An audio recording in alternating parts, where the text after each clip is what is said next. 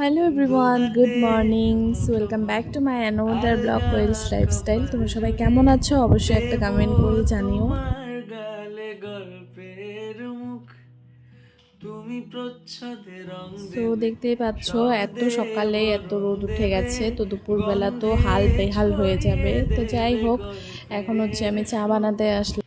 আজকে উঠেছি অনেক সকালে, প্রাচীন মা ডেকে দিয়েছে, তো উঠেও পড়েছি সকালে। মহাকালে কিন্তু হচ্ছে অত সকাল থেকে ব্লগটা স্টার্ট করা আদরে হয়নি, আমি একটু বেলা করেই স্টার্ট দুকুল করেছি। ধরো ভাসে 7টা কি 8টা থেকে ব্লগটা স্টার্ট করেছি। তো প্রাচীন যাই হোক, এখন দেখো চা বানাচ্ছি আমি, মহাকাশে মা খাবো। আর তো ভাই তো খেয়ে নিয়েছে আদরে ভাত, আর দুকুল খাওয়ার কেউ নেই, তো ভাসে আমি আর মাই খাবো চা। যার জন্য 2 কাপ চা পাতায় বানিয়ে নিলাম। হ্যাঁ, পাতায় এগুলো চা জোটে খাওয়ার কাপ না, বাট আমার ঠোঁটে এগুলোতে মানে কি বলবো, এগুলোতে খেতে ভালো লাগে। আরো আদিম গাছ হবে, সূর্য নরম হবে, জানলার গভীরে দেখি ভাসছে দালান।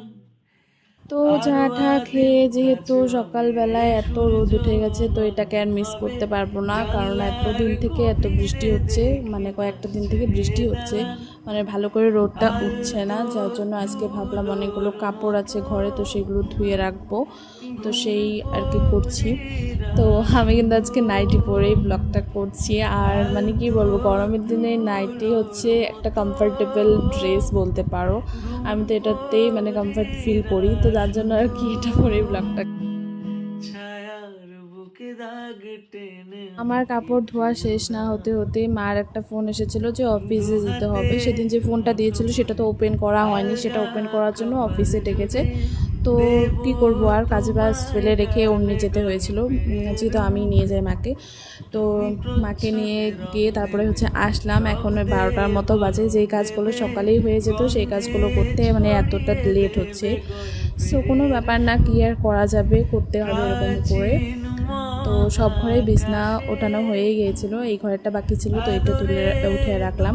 তারপরে দুকুল দেখো আসলাম ভাসে হচ্ছে, যেহেতু দুপুর দুপুর এখন আর এত গরম পড়েছে, তো প্রাচীন ভাবলাম একটু দই দিয়ে ঘোল বানাই, তো মহাকাশে সেটাই বানাচ্ছি এখন।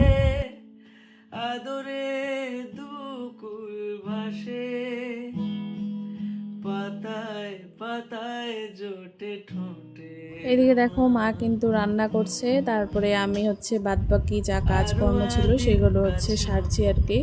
তো সূর্য ঘরটা ঝাড় নরম দিয়ে হবে, দেন হচ্ছে ঘর মুছে নিচ্ছি। জানলার তো দুদিন থেকে ঘর গভীরে মোছা হয় না, দেখি কারণ ভাসছে বৃষ্টির জন্যই বলতে দালান। পারো। এই বৃষ্টির জন্য ঘর আরো মুছলেও ঘর আদিম মোছা থাকে না। গাছ তো আজকে হবে, একদম ভাবলাম যে সূর্য যেহেতু রোদ উঠেছে নরম পরিষ্কার করে হবে, একদম মুছে রাখি। জানলার তো যাই হোক, ঘর গভীরে মুছে দেন দেখি আসলাম হচ্ছে উঠোন ভাসছে ঝাড় দিতে। সকালে দেওয়া দালান। হয়েছিল, বাট তাও এখন একটু আলতো নোংরা হয়েছে, তো ভাবলাম